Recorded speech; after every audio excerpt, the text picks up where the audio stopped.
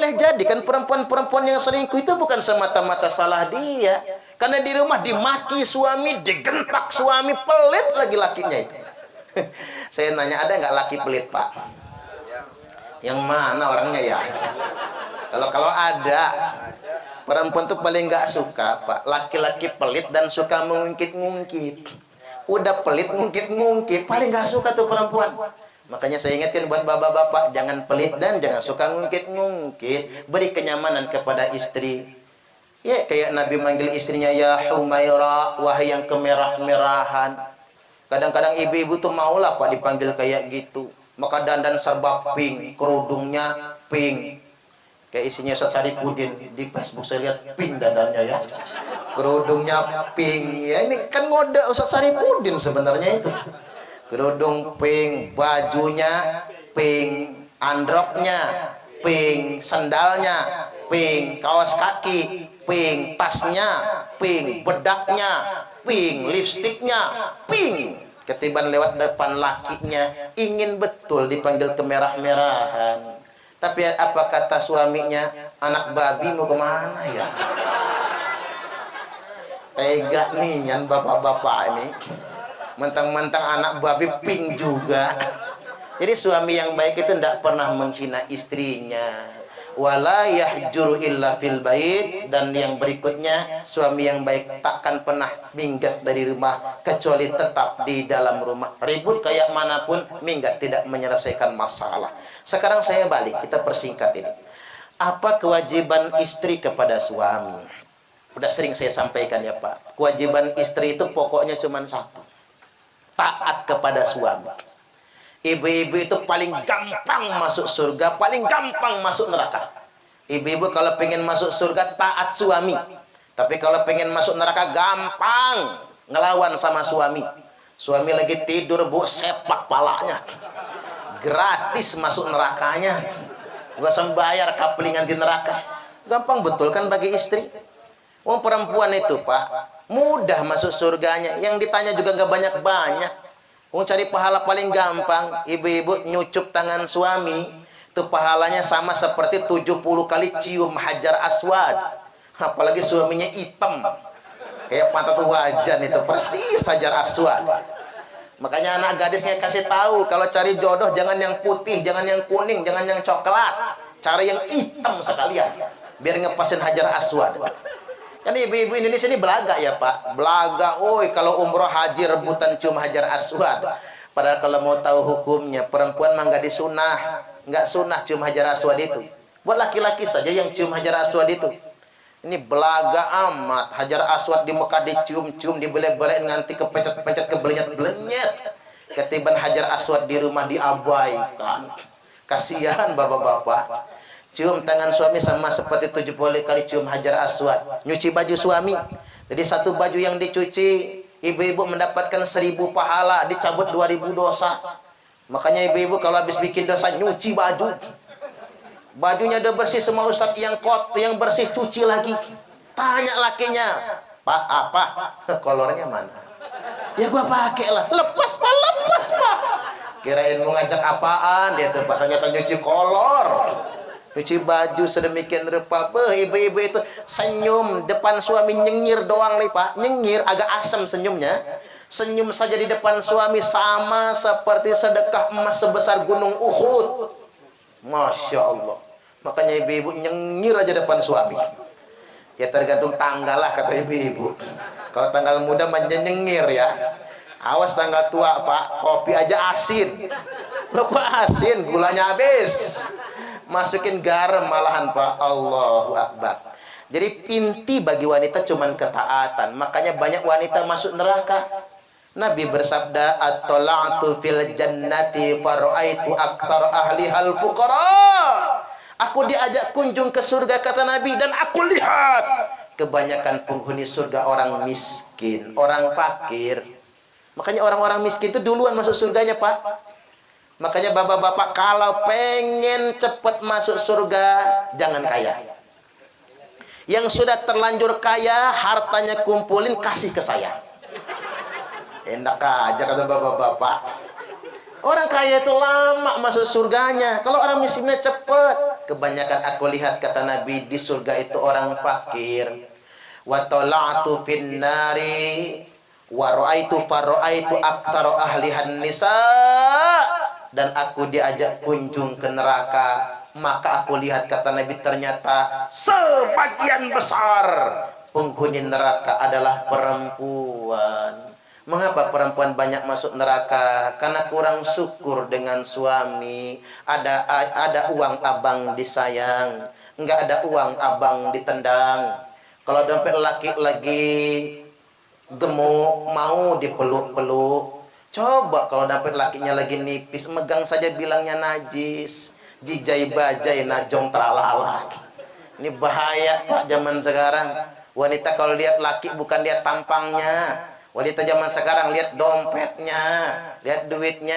Makanya buat anak-anak muda saya pesankan, nggak penting tampang ganteng itu, yang penting duitmu. Setuju gak kira-kira?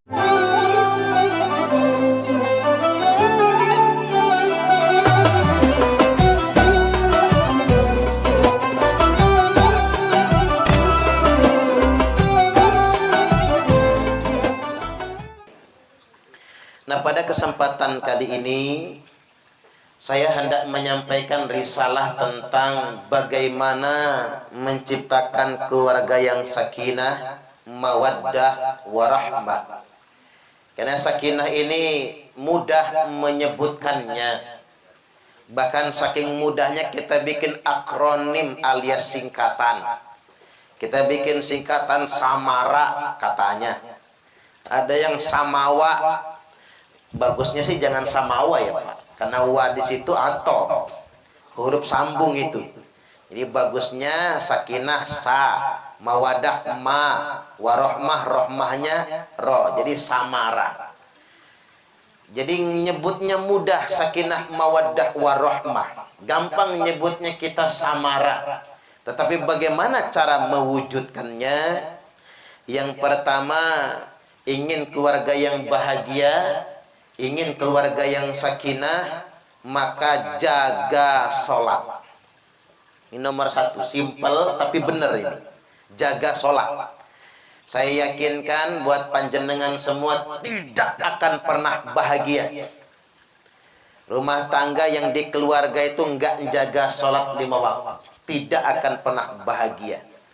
Makanya dalam hadis qudsi disampaikan, tafarragh li'ibadati. Allah Ta'ala berfirman, lapangkan waktu untuk menyembahku, lapangkan waktu beribadah kepadaku, maka aku janji, kata Allah, amla'u sadraka ghinan wa asudda faqraka. Aku penuhi dadamu dengan kekayaan dan akan aku cukupkan saat engkau sedang dalam keadaan kekurangan. Ini kan kalimatnya keren ini Pak. Allah tidak katakan begini, jaga sholat, nanti rumahmu penuh dengan perabotan. Tidak. Jaga sholat, nanti kubanyakan istrimu. Tidak. Malah pening Pak, banyak bini itu. Ya enggak kira-kira? Jaga sholat, nanti kupenuhi lemarimu dengan perhiasan. Jaga sholat, nanti kubanyakan tupperwaremu. Enggak juga ya Bu. Jaga sholat, nanti kubanyakkan kendaraanmu. Tidak. Tapi Allah sampaikan, jaga sholat, kepenuhi dadamu dengan kekayaan. Karena kaya itu di sini, di dalam dada. Kaya itu bukan soal harta, tapi kaya itu soal rasa. Setuju gak Pak kira-kira? Buktinya banyak orang yang kaya harta masih kurang, ya Pak ya. Tidak sedikit orang yang katanya miskin di mata orang, tapi cukup. Saya ngambil perumpamaan gini saja, kaya itu soal rasa, relatif sekali. Kalau saya Pak punya tabungan 1 miliar, terus enggak punya cicilan, kira-kira tabungan 1 miliar itu banyak enggak? Banyak enggak Pak? Banyak dong. Saya kalau punya uang cash 1 miliar di tabungan Pak, malam-malam gini agak males lah ceramah itu. Mending leha-leha santai nonton TV ya Pak ya. Nah, merasa udah banyak duit, jangan-jangan berangkat ke masjid udah ngengkeng aja bawaannya itu. Tapi bandingkan sebaliknya, kalau Abu Rizal Bakri punya tabungan tinggal 1 miliar, stroke dia Pak. Coba berhitung, Haritanu Sudibyo misalnya punya tabungan tinggal 1 miliar, stres dia. Khairul Tanjung punya tabungan tinggal 1 miliar, alangkah susahnya bagi dia. Alangkah banyaknya 1 miliar bagi kita, alangkah sedikitnya bagi mereka. Maka kaya itu relatif sekali. Makanya Nabi bersabda, laisal ghina an kathratil arad walakinnal ghina ghinan nafsi. Bukanlah kaya raya itu karena kalian semua banyak perhiasan. Ini buat nyemes emak-emak tuh. Dengerin emak-emak di dapur. Orang kaya itu bukan karena banyak perhiasan. Apa orang kaya itu kalau kondangan di Majari dipasangin cincin semua? Bukan. Apa orang kaya itu pakai gelang sampai ke siku? Wayahnya pengajian sambil berkipas kuncrang-kuncring. Bukan juga. Apa orang kaya itu pakai kalung gede banget? Saya pernah ceramah ibu-ibu Pak pengajian, tapi di hotel. Kan keren tuh. Orang mah pengajian di masjid, di rumah. Ini pengajian emak-emak di hotel. Orang sugih semua. Begitu saya masuk ruangan, tangannya di dada. Selamat datang Bapak Ustadz, kata mereka. Begitu saya lihat kalungnya gede-gede banget Pak. Ada yang kayak cilok, bulet. Yang ada yang kayak somai. Liontinnya itu loh Pak, kayak pentolan bakso setan. Kenapa itu orang kaya? Bukan juga. Walakinnal ghinan nafsi, tapi kaya yang sebenarnya kaya jiwa kalian semua. Maka hidup ini kayakan diri kita, kayakan pikiran kita, hidup yang senang, hidup yang bersyukur. Makanya kalau kata orang bijak, bukan kaya yang membuat Anda bahagia, tapi bahagia yang membuat Anda berasa kaya. Bukan kaya yang membuat engkau bersyukur, tapi bersyukurlah yang menjadikan engkau kaya. Makanya hidup ini Pak, yang paling bahagia itu orang yang kaya hati. Orang yang kaya hati jauh dari penyakit, ya Pak ya. Saya lihat-lihat ini kan, nggak ada yang pakai masker. Saya bawa masker karena saya malu, saya taruh masker saya. Malu lah masa saya sendiri yang maskeran. Saya menyesuaikan aja Pak, orang pakai masker pakai saya. Cuman saya kalau ceramah terus terang nggak bisa pakai masker, karena lama-lama bau jigong Pak. Nanti saya keracunan jigong saya sendiri. Nah, ceramah tetap lepas masker sayanya. Nah, mengapa kita ini pakai masker? Karena kita bahagia, betul nggak kira-kira? Karena kita bahagia. Bahagia itu imun loh Pak, daya tahan tubuh. Karena begini, corona ini nggak ada obatnya. Tanya pakar paling hebat. Corona ini nggak ada obatnya, sampai sekarang belum ada obatnya. Yang ketemu tuh vaksin loh Pak. Vaksin itu bukan obat. Jadi beda sebetulnya. Virus ini tidak ada obatnya. Namun kan Islam punya kaidah, likulli da'in dawaun. Tiap-tiap penyakit pasti ada penawarnya. Nah, apa lawannya corona ini? Ilmuwan sudah menyimpulkan imunitas, daya tahan tubuh. Nah, daya tahan tubuh kita ini yang menentukannya apa? Kebahagiaan hati dan pikiran. Maka tenangkan hati kita, tenangkan pikiran kita, imun kita naik jauh dari semua penyakit. Makanya benar kalau kata dokter, penyebab penyakit bukan makanan. Maka jangan terlalu banyak pantangan. Lantak-lantak aja sih Pak. Penyebab penyakit bukan makanan. Maka jangan terlalu banyak pantangan. Tapi penyebab penyakit itu pikiran. Nah, pikiran yang paling membebani adalah cicilan. Setuju nggak kira-kira? Ini buat siapa? Mantunya Pak Jikar, siapa namanya? Gian ya, Ustadz Gian. Kan pengantin baru ya, belum lama kan? Ingetin istrinya jangan banyak cicilan gitu. Karena orang sekarang ini apa-apa nyicil sih Pak. Sengsara sendiri hidupnya. Rumah nyicil, iyalah kalau rumah daripada ngontrak ya. Mending ngambil rumah subsidi. Rumah nyicil, mobil nyicil, motor nyicil, kulkas nyicil, sprint bed nyicil, sofa nyicil, seragam pengajian nyicil. Mana nggak lunas-lunas lagi ya. Makanya setelah saya pikir-pikir di abad modern ini, Pak, orang kampung lebih dermawan daripada orang kota. Orang kampung keluarga kita datang ke kota. Ketiban sampai di kota, ditanya sama saudara di kota, habis ini mau kemana lagi? Bu, ya dikasih makan dulu, gitu Pak. Ditanya, habis ini mau kemana lagi? Ngusir namanya. Coba kalau orang kota datang ke kampung, tidak begitu Pak. Begitu sampai di kampung, apa kata orang kampung? Jangan kemana-mana dulu. Kita makan bersama. Pikir orang kota nasi udah siap Pak. Padahal masak dulu, nyembelih ayam dulu. Mending ayamnya di kandang, ngejer dulu Pak pakai bedil. Pancing-pancing pakai jagung, gak dapat, dibedil tuh ayam baru dapat. Baru 2 jam kemudian baru matangan semua, makan. Tapi itulah orang kampung. Dia senang menjamu orang kota. Rumahnya sederhana, mungkin gedek geribik Pak. Lantainya mungkin dari tanah. Hidupnya sederhana, mobil tak punya.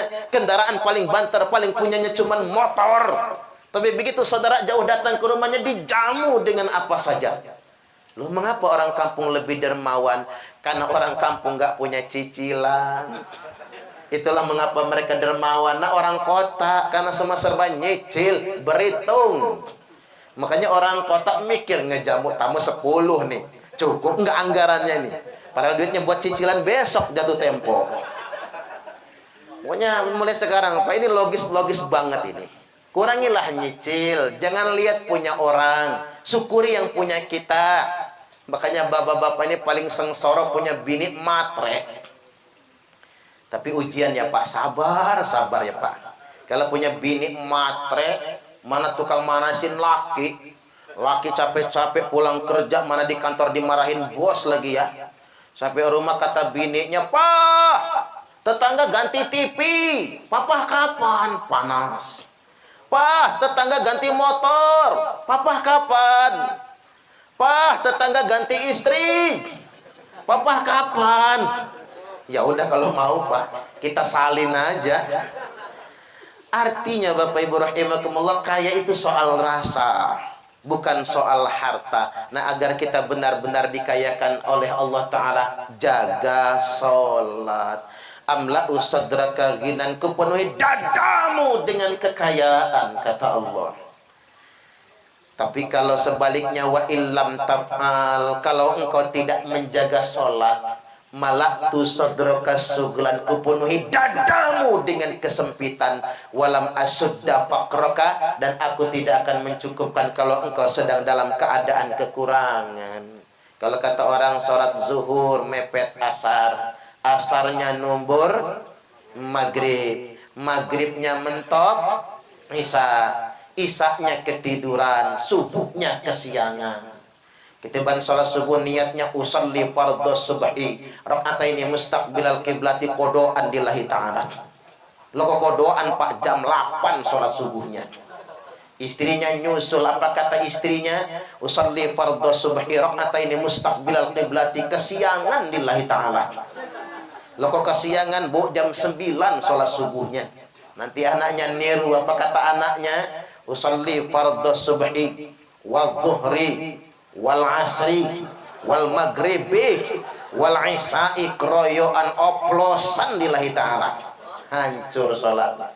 Walaupun masih mending kalau kata orang Jakarta, subuh maraton, zuhur ke salon, asar main badminton, maghrib mainin handphone, isya nonton sinetron, mati kena Smackdown malaikat Israel.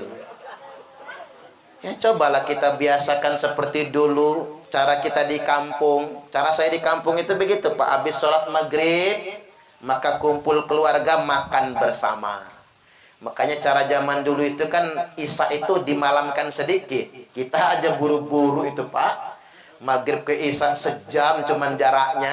Kalau orang zaman dulu kan agak dimalamkan, ngikut sunnah Nabi lah. Nabi itu kalau isyaan ya agak dinaikin sedikit waktunya, nggak harus on time di awal banget. Loh mengapa? Kalau secara dari kacamata tradisi, orang dulu sering makan bersama keluarga ba'da maghrib. apapun adanya, nggak ketang sambal terasi, jadilah. Yang penting keluarga kumpul, makan bersama. Ini zaman sekarang boro-boro, Pak. Mana serba GoFood zaman sekarang ini. Anak gadis beli GoFood sendiri, anak bujang beli GoFood sendiri. Tinggal emak sama bapak aja makan semur jengkol. Selagi makan semur jengkol, istri sibuk selfie, motoin semur jengkolnya, upload di Facebook. Jadi boro-boro ngobrol sama laki, ngobrol sama teman-teman di Facebook. Ketiban lakinya akhirnya sibuk masing-masing. Artinya gara-gara handphone kita ini hilang kemesraan. Tidur juga pantat-pantatan, Pak. Si laki kentut, istri update status, sebel gua dikentutin. Dia protes bukan sama laki, Pak, protes sama Facebook dia protesnya. Nggak ada komunikasi satu sama lainnya. Jadi kehilangan kita kehangatan dalam berumah tangga, kebahagiaan dalam berumah tangga gara-gara teknologi. Bahkan kadang-kadang ini orang sekarang miris, berdoa saja cuma di Facebook, Pak. Berdoa cuma di WhatsApp. Mendoakan, tolong doakan papa saya meninggal dunia. Atau update di status hari ayah. Ayah, ku doakan engkau panjang umur. Terima kasih ayah atas perjuanganmu selama ini. Kata malaikat, pret, kata malaikat. Apa hubungannya di Facebook? Coba jajal buat anak-anak muda tuh kalau ngomong sama bapaknya depan orangnya. Ayah, begitu, ge. Terima kasih atas semua perjuangan dan pengorbanan ayah. Apa kata bapaknya? Udah jangan banyak ngomong kamu. Kesana ke warung beli Samsu 1 pak. Baru itu anak yang berbakti buat bapak. Artinya Bapak Ibu rahimakumullah, kembali lagi kita jaga ketaatan, jaga sholat. Karena tidak akan pernah bahagia orang yang tidak menjaga sholatnya. Karena kebahagiaan bukan kreasi manusia, kebahagiaan adalah anugerah dari Allah Subhanahu wa Ta'ala. Satu. Kemudian yang kedua, untuk menciptakan keluarga yang sakinah, mawaddah, warahmah, tunaikan kewajiban, jangan paksakan hak. Kita ini kadang-kadang begitu, maksa hak tapi tidak tunaikan kewajiban. Saya ingatkan sama Bapak Ibu, jangan terlalu maksa ya Pak sama istri. Walaupun istri wajib taat kepada suami, tapi bukan bapak-bapak yang melahirkan istrinya. Betul nggak kira-kira? Karena ketemu gedenya, ketemu gantengnya, ketemu cantiknya, maksud saya, ketemu pinternya. Begitupun sebaliknya buat ibu-ibu, jangan arogan sama suami. Karena mengapa ibu-ibu bukan yang melahirkan suami? Kadang-kadang suami pengen berbakti sama orang tua. Apa tuh? Itu iklan. Pengen berbakti sama orang tua, ngasih duit ya Pak. Begitu pulang ke rumah, dari mana? Kata bininya, ngasih emak. Begitu malam pengen kelon. Kelon sama emak lu sono. Jangan kelon sama gua. Subhanallah, ibu-ibu. Ngapa sih seorang istri merasa lebih berhak kepada suaminya? Ngapa pula bapak-bapak merasa lebih berhak atas istrinya? Oke, betul ada hukum kewajiban masing-masing, maka tunaikan kewajiban. Pada kesempatan kali ini hendak saya sampaikan, kita mulai dulu. Apa kewajiban suami kepada istri? Yang pertama, ayyut'imaha idza ta'im. Kewajiban suami itu kasih istri makan sesuai dengan kemampuan suami ngasih makan. Kan enak tuh, nggak muluk-muluk. Pan saya pernah ceritakan ya Pak, yang namanya hidup susah, 7 tahun ngontrak, 3 kali diusir dari kontrakan, tuh saya tuh. Makan kadang-kadang nggak punya beras. Lagi nggak punya beras ya Pak, ngutang ke warung. Kata saya sama istri, ngutang ke warung. Kata istri, malu udah keseringan. Ya sudah, kalau kamu malu, saya juga malu. Kita tahanin dulu, hari ini ngempet lapar. Pagi nggak sarapan, siang keroncongan, sore kelaparan, nah malam ngarep betul ada undangan kendurenan. Ternyata yang undang kenduren juga nggak ada Pak. Itu betul-betul terjadi, bukan karangan saya. Benar-benar dirasakan. Dan tidak sekali 2 kali sebetulnya. Sering kali mengalami yang sedemikian rupa. Jadi nggak muluk-muluk. Makanya bersyukurlah kalau masih bisa makan. Apalagi di zaman pandemi ini. Daripada kita melihat ke atas, mending kita lihat ke bawah. Masih banyak yang lebih susah daripada kita. Ya apa iya kira-kira? Makanya hadza zamanus sukut waluzumul buyut waridha bil qut ila antamut. Ini zaman di mana zaman kalian mesti banyak diam. Waluzumul buyut, betah-betah tinggal di rumah. Waridha bil qut, ridha dengan persediaan makan yang ada, jangan boros. Kalau ada lebihnya bagi dengan sesama. Ila antamut, sampai engkau mati. Makanya begini, kalau kata Syekh Abdul Qadir Al-Jailani, sesuap nasi yang engkau masukkan ke dalam perut orang yang lapar, itu lebih baik daripada membangun 1000 masjid jami'. Saya heran ya Pak. Kita ini tiap kali silsilah tawasul kita kan salah satunya ke Syekh Abdul Qadir Al-Jailani. Tapi nasihatnya kadang-kadang jarang kita dengarkan. Orang Islam di kota ini sibuk aja bongkar pasang masjid kerjaannya Pak. Makanya benar kata Nabi itu, la taqumus sa'ah hatta yatabahan nasu fil masajid. Tidak akan terjadi hari kiamat kata Nabi sehingganya umatku berlomba-lomba mempermewah masjid, berlomba-lomba bongkar pasang masjid. Ya boleh-boleh aja bangun masjid Pak, tapi kalau sudah bagus ngapain dibongkar? Udah pakai keramik mulai ada yang gratilan. Ini kan keramik, ganti granit congkel, keramik ganti granit. Gatel aja, apalagi ganti takmir masjid, mulai gatel lagi tuh. Pengen rombak aja tuh masjidnya. Padahal yang ada masih bisa dipakai, karpet masih bagus. Kalau ada ruang lebih, mari kita kumpulkan dana dari masyarakat, kita bantu tetangga kita yang tidak mampu. Betul nggak kira-kira? Di zaman begini Pak, banyak orang nggak mampu bayar sekolah, nggak bisa bayar daftar ulang. Saya sampai protes kepada pemerintah daerah.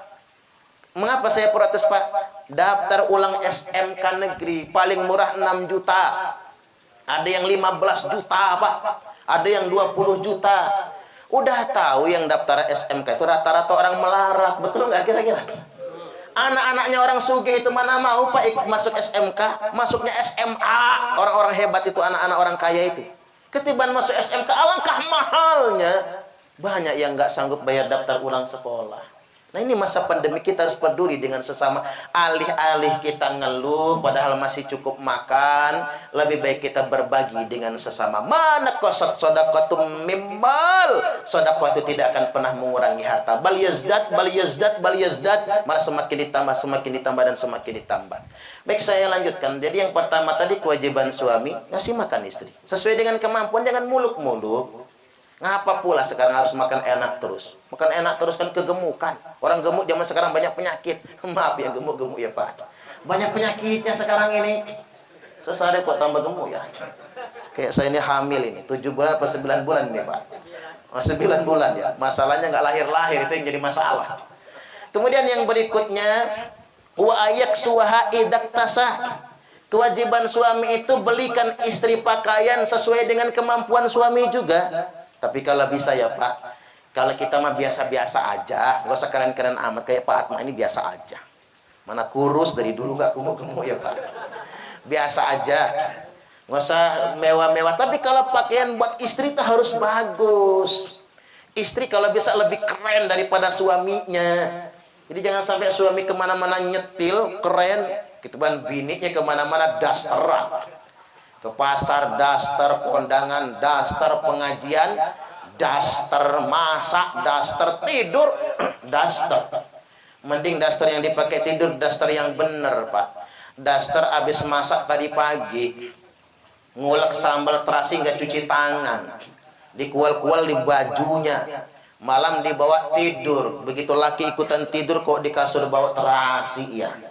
Ketiban ngelihat muka bininya udah belean, hidungnya upilan, giginya jigongan, ngiler pula. Ya pantas dong, rumput tetangga lebih hijau, tanaman orang lain lebih ranum. Saya pesan buat bapak-bapak, agar rumput tetangga tidak lebih hijau, dandani istri sendiri. Setuju nggak kira-kira? Benar kalau kata orang di media sosial itu, ingin istrinya taat, ajarin. Ingin istrinya baik, contohin. Ingin istrinya tenang, cukupin, nafkahin. Ingin istrinya cantik, modalin. Setuju gak kira-kira? Artinya memang tergantung bagaimana suaminya. Ingin istri secantik Syahrini, belikan bedaknya Syahrini. Ingin istri secantik Asanti, belikan lipstiknya Asanti. Dandani istri sendiri. Tapi ya emak-emak juga rajin dandan lah. Payahnya emak-emak tuh gitu sih Pak. Kalau kondangan 3 jam dandan. Sampai lupa sarapan. Masuk angin, gas asam lambungnya kumat. Tapi kalau buat laki, males betul dandannya itu. Sekena-kenanya. Mana tidur bau balsam lagi ya Pak ya. Campur autan. Kemudian yang berikutnya, kewajiban suami itu wala yadribul wajah. Suami tidak boleh menampar wajah. Tidak boleh sama sekali menampar wajah. Itu bukan ajaran Islam yang baik. Walaupun saya bukan melarang sama sekali ya Pak. Karena Al-Quran masih mengakomodir, masih boleh mukul istri itu. Kalau istri kelewat bandel. Jadi apa namanya? Bandel, bebel, bengal. Itu bahasa apa itu Pak? Bandel, bebel, bengal. Pokoknya dalam kamus bahasa Indonesia nggak ada pokoknya ini. Bandel, bebel, bengal, ngotot, ngetet, ngeyel, merengkel. 7 jadinya Pak. 7 tingkatan. Udah sepaning jedut langit ini pokoknya. Bandel, bebel, bengal, ngotot, ngetet, ngeyel, merengkel. Suruh sholat nggak mau. Masak malas-malesan. Kerjaannya ngerumpi sama tetangga. Ketiban di rumah HP aja yang diurus. Anaknya ingus hijau ngalis sampai diisap sendiri Pak. Anak nggak keurus. Begitu diomong nyolot dia Pak. Laki gue baru ngomong sebaris dia sudah selembar. Udah kelewat bandel begitu Pak. Boleh digebuk. Tapi yang digebuk pinggang ke bawah. Tempat yang paling bagus digebuk pantatnya. Makanya pantat dibikin tebel. Kalau dipukul kalau mendal, del. Nggak kerasa tulangnya. Tapi kalau bisa tidak dipukul sama sekali itu lebih baik lagi. Karena selip dikit KDRT Pak. Lapor polisi kekerasan dalam rumah tangga, bahaya urusan nantinya. Selanjutnya wala yuqabbih. Suami yang baik tidak boleh menghina istri. Terutama menghina wajahnya. Nah, saya ini baca laporan Pak. Angka perceraian meningkat. Dan banyak wanita yang menggugat cerai suaminya. Alasannya macam-macam. Malah alasannya yang banyak justru gara-gara istrinya selingkuh. Punya pil pria idaman lain. Di rumah yang banyak selingkuh bapak-bapak, laki-laki. Zaman sekarang yang banyak selingkuh juga perempuan Pak. Apa sebabnya? Karena tidak pernah dipuji oleh suaminya. Di rumah malah dihina terus sama suaminya. Perempuan itu Pak, saya kasih tahu resepnya. Paling senang dipuji suami. Maka tiap hari kalau bisa memuji ya, istrinya. Karena begini Pak, istri yang nggak pernah dipuji suami itu bahaya. Akhirnya dia dipuji suami tetangga. Ini jadi masalah nantinya Pak. Wah, silakan. Ini Ustaz Ilyasnya udah datang ini. Ini ceramahnya usah lama-lama lagi ya. Silakan Ustaz Ilyas ya. Mangga. Kita lanjutkan. Sini aja Ustaz di kursi. Mangga. Silakan. Mangga.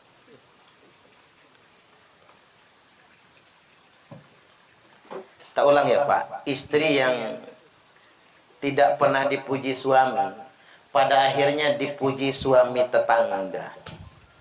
Banyak kejadian gara-gara temu alumni, Rioni alumni SMA negeri. Begitu ketemu mantan pacar waktu SMA. Waduh. Apa kata mantan pacar? Kamu dari dulu nggak pernah berubah. Beuh.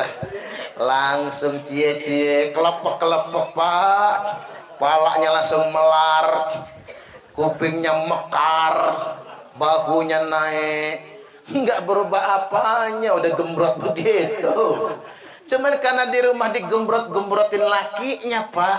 Ketiban ketemu mantan pacar, kamu dari dulu nggak pernah berubah. The fly to the sky. terasa terbang ke awan dia Pak, terasa terbang ke langit, mulai muncul mesem-mesem, muncul CLBK, cinta lama belum kelar, muncul rasa nyaman.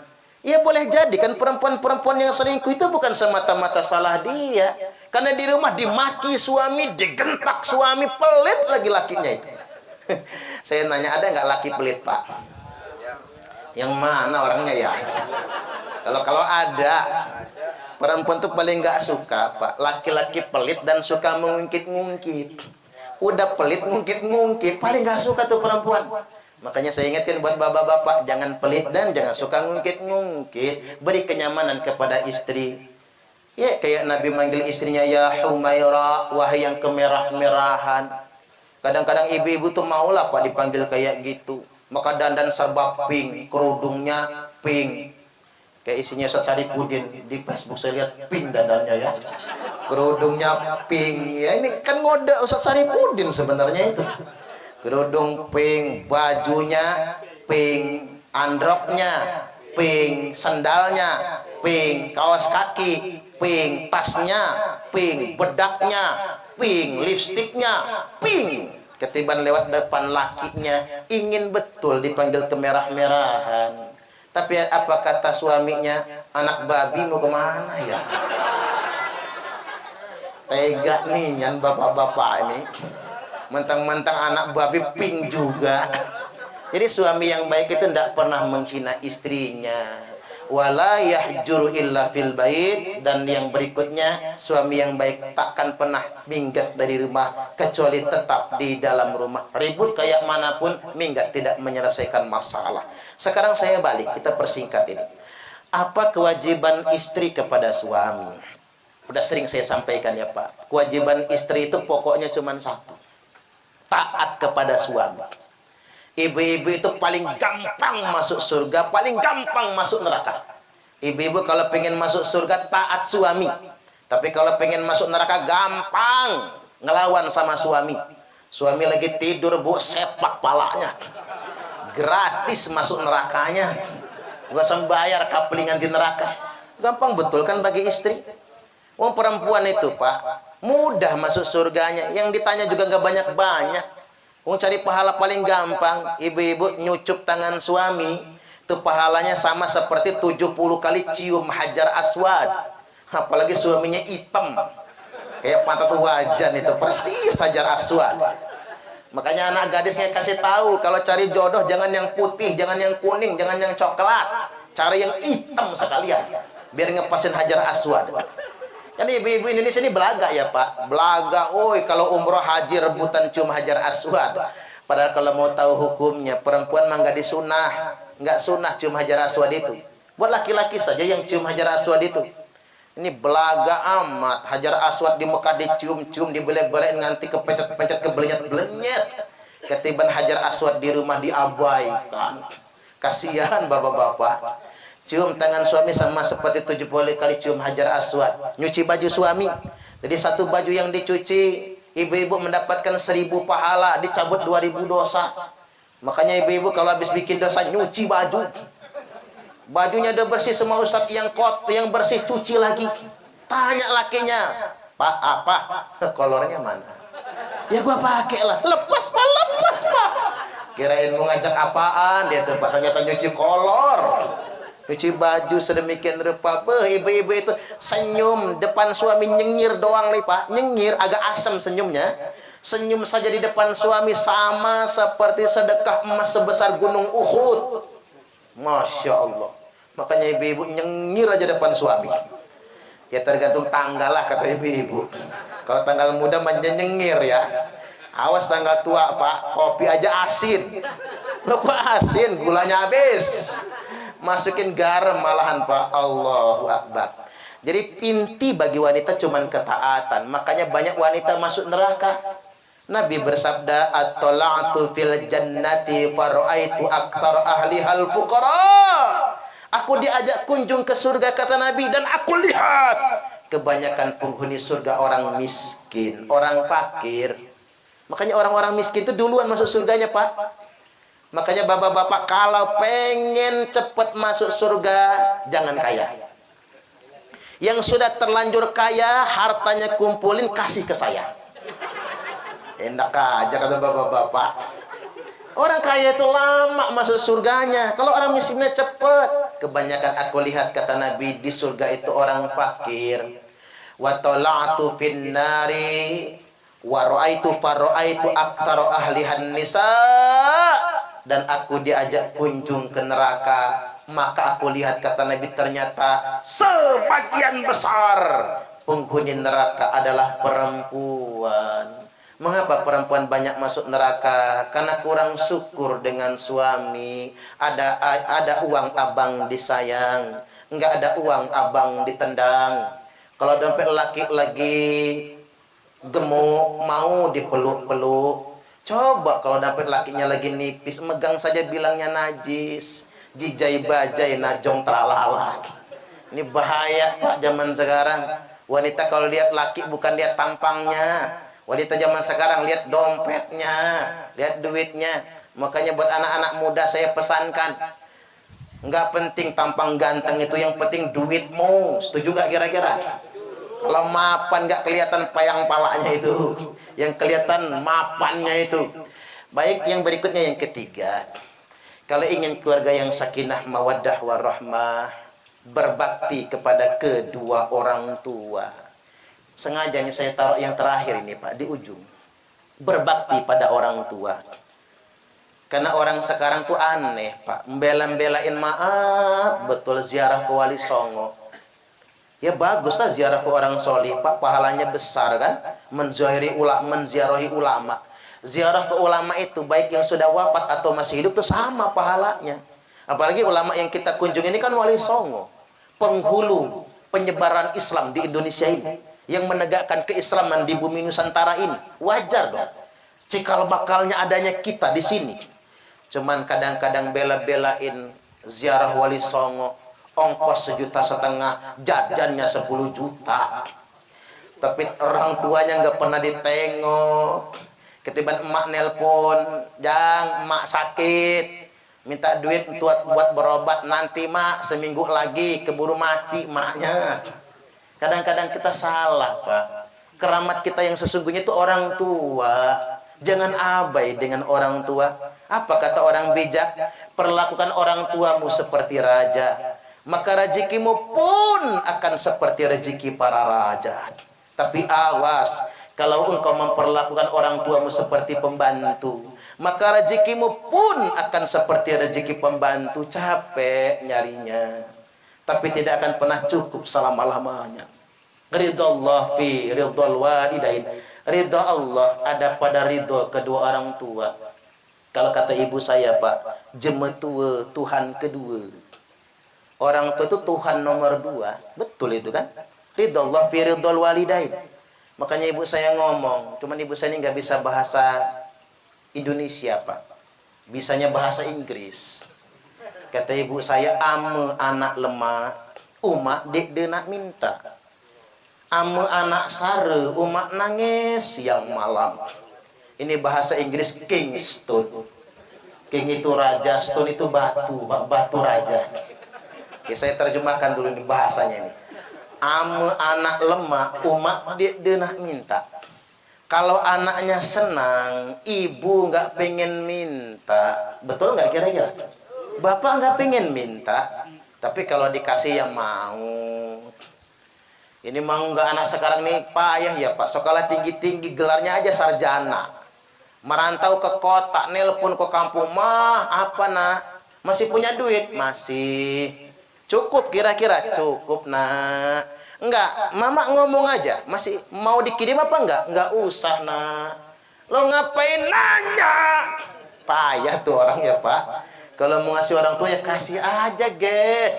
Orang tua paling pandai berbohong sama anaknya.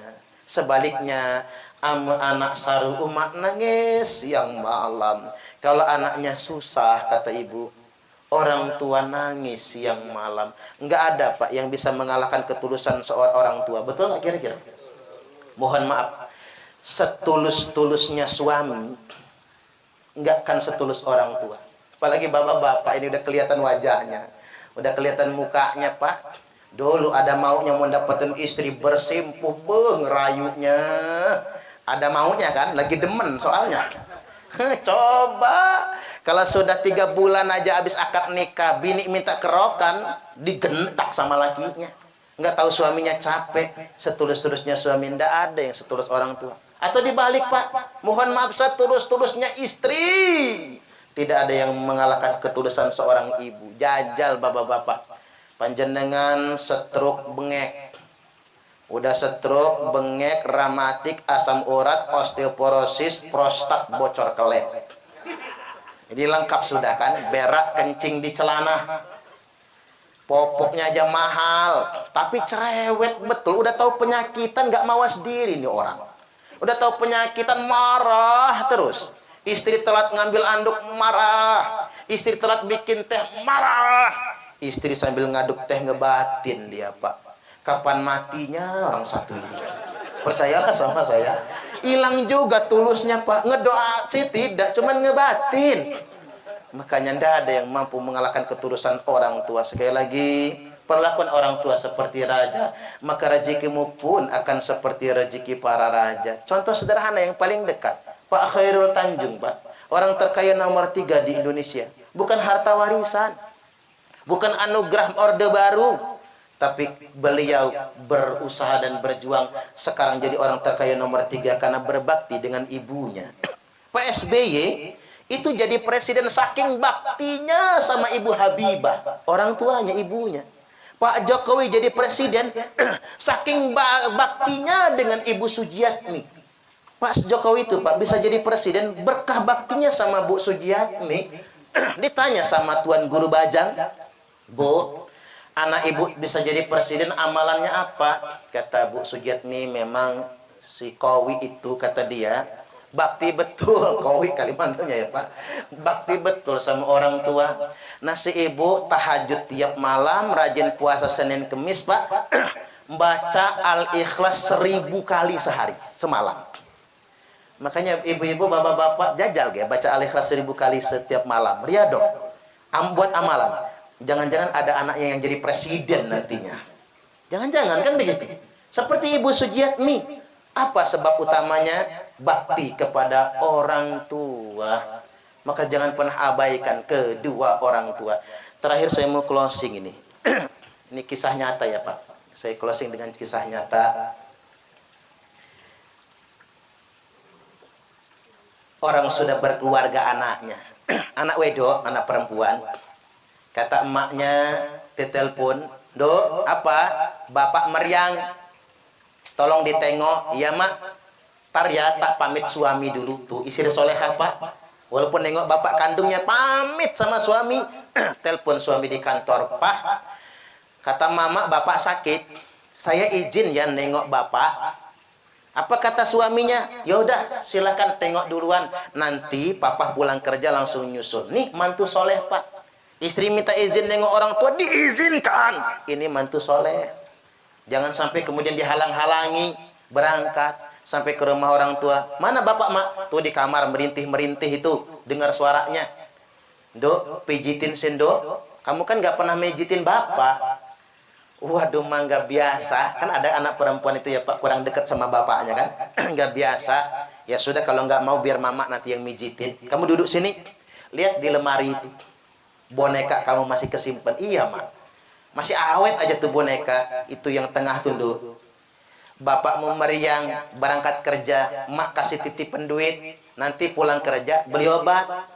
Pulang kerja bukan beli obat, beli boneka. "Loh kok Pak, bukan dibeliin obat malah beli boneka?" Kasihan kata si bapak. Dari seminggu yang lalu ngerengek aja tuh anak kita minta boneka. Itulah orang tua. Sejatinya ayah dimanapun paling pantang, tampak tak berdaya di hadapan anaknya. Betul nggak Pak? Rela seorang ayah ngutang-ngutang demi sekolah anaknya Pak. Apalagi zaman daring ini ya. Demi beli handphone, nyicil ke rentenir. Rela ditendang-tendang pintu rumahnya Pak, demi anaknya. Terus Nduk, kamu berangkat sekolah kuliah ke Jogja. Pas nganter sampai pulbis, bapakmu pengen betul peluk cium kamu, tapi nggak jadi, Nduk. Takut kamu malu karena kamu sudah gadis. Pas kamu di Jogja, tiap seminggu sekali zaman telepon kan, bukan HP, bapakmu nyuruh telepon. Cerewet betul kalau belum ditelepon, nanya kabar kamu. Cemas betul dianya. Kamu wisuda pakai toga, cantiknya kayak Nisa Sabian. Bapakmu pengen betul cium kamu, tapi nggak jadi. Takut kamu sungkan karena kamu sudah dewasa. Tiba hari akad nikah, habis akad nikah bapakmu ngilangkan, Dok. Iya, Mak. Memang bapak kemana? Dicari-cari waktu itu. Mak juga nyari-nyari, ternyata di kamar belakang. Begitu dibuka pintu kamar belakang, bapakmu sedang sujud. Nangis sejadik-jadiknya. Terima kasih ya Allah. Saya sudah berhasil menyelamatkan anak gadis saya sampai pernikahan. Oi, anak wedok, Pak, langsung nangis masuk kamar, Pak. Tak pijitin ya, Pak. Artinya Bapak Ibu, seandainya semua anak itu tahu bagaimana perjuangan dan ketulusan orang tua, takkan ada anak yang berjarak dengan orang tuanya. Betul gak kira-kira? Maka buat yang masih ada orang tua, jangan pernah sia-siakan orang tuamu. Hormat dengan baik, muliakan dengan baik. Tidak akan pernah mati anak yang durhaka kepada orang tuanya sebelum dia merasakan sakit seperti yang dirasakan oleh kedua orang tuanya. Demikian dari saya, kurang lebihnya mohon maaf, dan kepada Allah Ta'ala mohon ampun. Mudah-mudahan Pak Haji Kerot beserta keluarga perjalanannya lancar, akadnya lancar, pernikahannya lancar, dan dilimpahkan rezeki yang sangat banyak dan berkah. Allahumma amin. Demikian, wallahul muwaffiq ila aqwamit thariq. Wassalamualaikum warahmatullahi wabarakatuh.